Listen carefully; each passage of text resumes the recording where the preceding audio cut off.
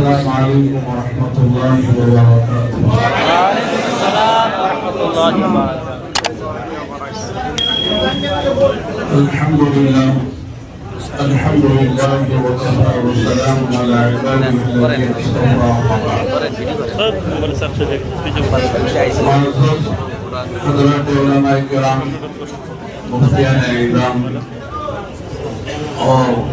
آسام کے خواص اور منتخب حضرات، اس وقت مجھے بات نہیں کرنی ہے۔ جو کام جس کے لیے آپ حضرات جمع ہوئے الحمدللہ بہت خوبی وہ کام ہو گیا ہے کہ ماشاءاللہ پورے آسام کے بڑے بڑے اداروں کے ذمہ دار مفتیان کرام، شیوخ الحدیث، محترم حضرات ماشاءاللہ بہت ہی اچھے انداز سے فتویٰ ہمارے سامنے سنایا گیا اور سب نے ماشاءاللہ پرزور انداز سے اس کی تائید کی ہے۔ مسئلہ چونکہ عوام کا نہیں ہے، علماء کی سمجھنے کا ہے۔ عوام یہ سمجھتے ہیں کہ صاحب سے بھی اختلاف شورا اور عمارت کا ہے، یہ ثانوی درجے کی چیز ہے۔ اصل مسئلہ شریعت کا ہے، کتاب و سنت کی مخالفت کا ہے، جمہور اہل سنت و جماعت کی مخالفت کا ہے،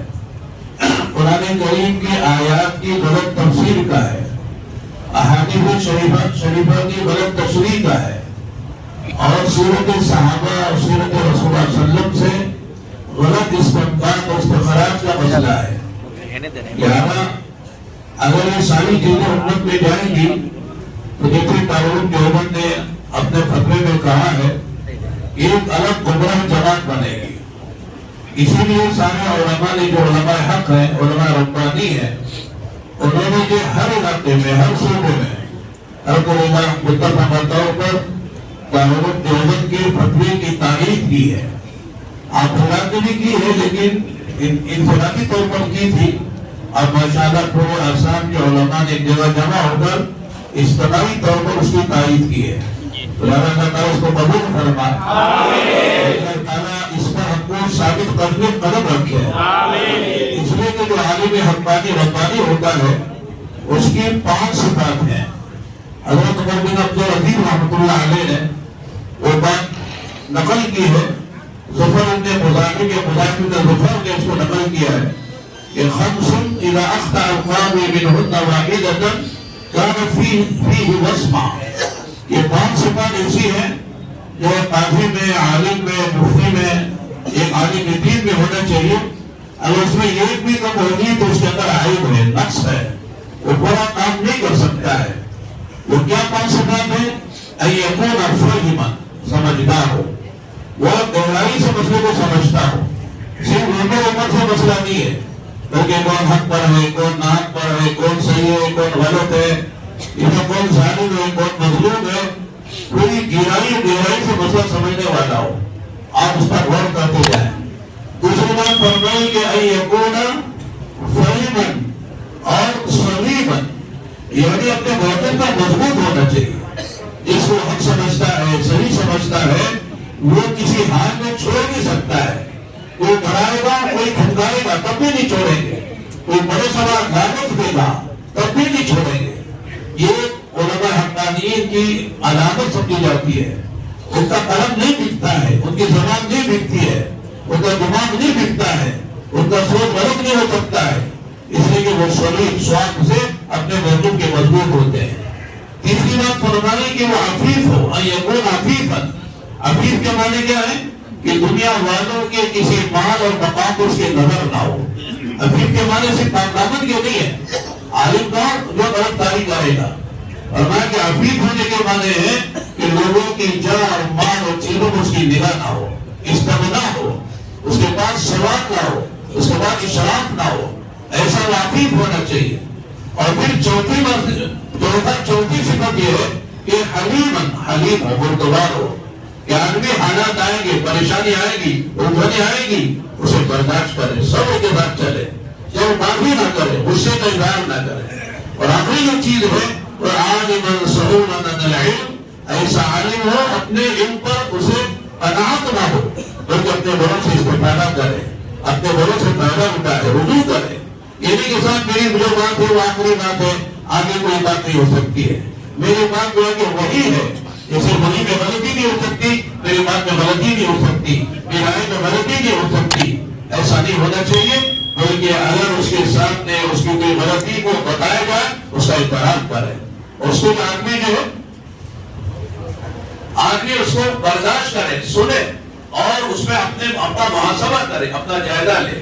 تو یہ 5 چیزیں ہوں گی تو عالم ربانی ہے اور عالم جو ہے حقانی ہے, اللہ تعالیٰ ایسوں سے کام لیں گے. لہذا ماشاءاللہ یہ سارے علماء ہیں جنہوں نے مسئلے کو سمجھا ہے.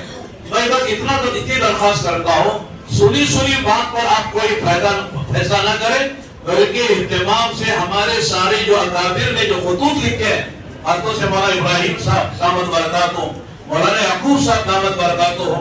اسی طرح جو ہے حضرت مولانا زہیر صاحب دامت برکاتہ, ان حضرات کے خطوط پڑھیں اور خود سمجھیں کہ صاحب ہمارے جو اکابر جنہوں نے 50 40 سال وہاں گزارے ہیں اس چار دیواری میں, وہاں سے کیوں نکلے ہیں, کیا وجوہات ہیں, اس کو پڑھیں.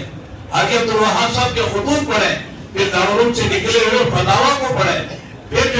جو عالم عرب سے جو وہاں کے کام کرنے والے پرانے قدماء علماء نے جو خطوط لکھے ہیں اس کو آپ پڑھیں تاکہ آپ علی بصیرت رہیں. ایسا نہیں ہونا چاہیے کہ صاحب سنی بات پر ہم نے کوئی فیصلہ لے لیا ہے, کہ کوئی دستخط کر دیا ہے, کہ کوئی تائید کر دی. ماشاءاللہ یہ سارے خطوط آپ کے سامنے پڑھے گئے, ہر ایک کے پاس وہ چیز ہونی چاہیے. تو لہذا جیسے دیوبند نے کہا ہے کہ یہ کام ہمارے اکابر کی بنائی ہوئی جماعت ہے, اس کو سنبھالنا اور اس کی حفاظت کرنا اور اس کو ہر زیغ و زلال سے بچانا یہ علماء امت کی ذمہ داری ہے. خدا نہ خواستہ اگر ہم نے اس کی حفاظت نہیں کی اور اس کا فکر نہیں کیا, یہ سوچا کہ صاحب یہ جماعت والوں کا کام ہے, ان کا مسئلہ ہے, وہ جانے, ہم تو مدرسے والے ہیں, ہم تو مسجد والے ہیں, ہم تو مکتب والے ہیں. تو لہذا یہ گمراہی صرف آسام تک نہیں رہی بلکہ عالم میں جائے گی, ہندوستان سے باہر جائے گی, امریکہ جائے گی, یورپ جائے گی, کینیڈا جائے گی, افریقہ اور آسٹریلیا جائے گی, سارے بڑے اعظموں میں گمراہی پھیلے گی. اس لیے کہ کام صرف جو ہے ایک صوبے کا نہیں, ایک ملک کا نہیں ہے, عالمی کام ہے. ابھی ہم جو 2 مہینے پہلے ویرنٹ گئے تھے, وہاں 103 ملکوں 13 ملکوں کے لوگ آئے تھے, 113 ملکوں کے لوگ, وہاں کے قدماء, وہاں کے علماء, وہاں کے کام کرنے والے ذمہ دار صورت کے ساتھ وہاں پر آئے تھے. اور میرے دوستوں ماشاءاللہ ہم نے بڑا اچھا فیصلہ لیا ہے. اب اتفاق نہ کریں, یہ تو زبانی بات ہو گئی ہے, بلکہ عملی طور پر ہم آگے بڑھیں, ہم کام کو اپنے ہاتھ میں لیں, ہم اپنے ہاتھ میں کا قربانی دیں گے, ہم آگے بڑھیں گے. ہمارا وقت کچھ ماہانہ لگے گا, کچھ سالانہ لگے گا, کچھ روزانہ 1-8 گھنٹہ ہمارے اس کام میں لگے گا, تب ہمارا کام ہمارے ہاتھ میں آئے گا. ورنہ صرف فتویٰ دے کر استفتاء پر ہم نے دستخط کر دیا فتوے پر اور سمجھے کہ کام ہو گیا, آسام میں صحیح رخ پر کام آ جائے گا, ایسا نہیں ہوگا. بلکہ عملی طور پر اس کو ہمیں اپنے ہاتھ میں لینا پڑے گا اور عملی طور پر اس میں ہم کو آگے نکلنا پڑے گا. حضرت مولانا یوسف صاحب ہم فرمایا کرتے تھے, جو اہل مقام علماء ہیں, بڑی چوٹی کے علماء ہیں, جن کو پڑھنے لکھنے سے اور فتاوا سے استفتاء سے فتاوا سے فرصت بھی نہیں ہے, 24 گھنٹے ان کے امت کا کام ہے, ایسے علماء سے صرف تائید کرتے ہیں, وہ تائید کر دیں کرنے کا کام اچھا ہے, ہونا چاہیے, لگو کام میں ان کی تائید کافی ہے. لیکن جو اہل خدمت علماء ہیں, جو مدرسوں میں پڑھاتے ہیں, مسجدوں میں امامت کرتے ہیں, مکاتب میں پڑھاتے ہیں, دیگر خدمات میں لگے ہوئے ہیں, ان سے چاہتے ہیں کہ یہ تعاون کریں. یہ تائید کافی نہیں ہے, ہم نے تائید کر دی کام کرنے کا ہم نے حق ادا کر دیا, ایسا نہیں ہے, بلکہ تعاون کرنا چاہیے. تعاون کیا وقت ہے اس میں, کہ روزانہ عوام سے کہتے 2.5 گھنٹے کو ہم 2.5 گھنٹے نہیں دے سکتے, آدھا پورا گھنٹہ دے, ملاقاتیں کریں. روزانہ جو ہے آنے والی جماعتوں کو لے کر کے مسجدوں میں بیٹھے. اسی طرح ہر مہینہ 3 دن نہیں جا سکتے, تب 2 مہینے میں 3 مہینے میں ایک مرتبہ 3 دن کی جماعتیں لے کر ہم جائیں. سالانہ ہمارا چلنا لگے, اوقات جو فرصت کے اوقات ہے, مدرسے سے بچا ہوا وقت ہے اور بھی جو ہمارے خدمات ہے اسے بچا ہوا وقت ہے, اللہ کے راستے میں لگائیں. اللہ کا کرم ہے کہ آج بھی امت صحیح علماء کی قدر کرتی ہے, آج بھی امت کے اندر علماء کی قدردانی ہے. چنانچہ کوئی کہتا ہے کہ صاحب عوام ہماری قدر نہیں کرتی, غلط بات ہے. اکبر آبادی کا شعر میں سناتا ہوں, اگر آپ حضرات نے ماشاءاللہ اردو جانتے ہیں, وہ کہتے ہیں ہجوم بلبل ہوا چمن میں کیا جو گل نے جمال پیدا, ہجوم بلبل ہوا چمن میں کیا جو گل نے جمال پیدا, کمی نہیں ہے قدردان کے اعتبار کرے تو کوئی کمال پیدا لہذا مخلصین سے اللہ کام لیتے ہیں المخلصون هم مصابیح الہدی مخلص جو ہے وہ ہدایت کے چراغ ہوتے ہیں مخلص کون ہے کہ جو نہ مان چاہتا ہے نہ جہ چاہتا ہے نہ شہرت چاہتا ہے نہ جو تعریف چاہتا ہے بس دو باتیں ہیں اللہ راضی ہو کر میرے آخرت بنا دے مجھے کچھ نہیں چاہیے ہم بس اتنا چاہتے ہیں اللہ کی رضا چاہتے ہیں اور آخرت کا بننا چاہتے ہیں اس کے علاوہ ہمارا کوئی اور مقصد نہیں ہے ماشاءاللہ بڑی خوشی ہوئی کہ ہم جو آج کے موقع پر نہ آتے تو افسوس ہوتا ہم کو آپ کی کارگزاری سن کر ہم نے بھی انگلی کٹا کے شہیدوں میں شامل ہم نے اپنے کو کر لیا ہے ماشاءاللہ بڑی قدردانی کی چیز ہے بڑے بڑے علماء ماشاءاللہ جو مدارس کے محتمم حضرات ہیں شیوخ الحدیث ہیں اور ماشاءاللہ مفتیان کرام ہیں ان سب نے کھڑے ہو کر اپنے اپنے الفاظ میں پرزور اس مسئلے یعنی اس فتوے کی تائید کی ہے اور ماشاءاللہ سارے اعصاب میں اللہ تک امید اللہ سے ہے کہ صحیح نہج سے کام ہو جائے گا